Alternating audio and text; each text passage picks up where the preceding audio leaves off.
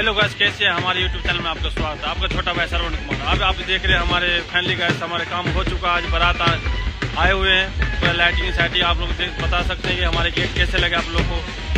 Family guys हमारे gallery है। अब सबसे पहले गणेश जी को दर्शन कीजिए आप लोग, फिर आपको अंदर के व्यू दिखाते हैं। हमारे वीडियो में बने रहिए। पॉइंट हो गया ये Sunny tent caterers Jangal Alampur connect 4। ये हमारे गैलरी हुआ। आप देख सकते हैं इस साइड हमारा स्टार लगा हुआ है।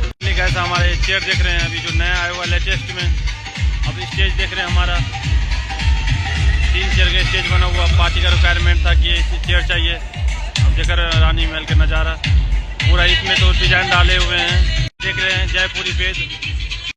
जिन भाइयों को ऐसे काम करवाना हो कृपया अपना कमेंट में नंबर डाले।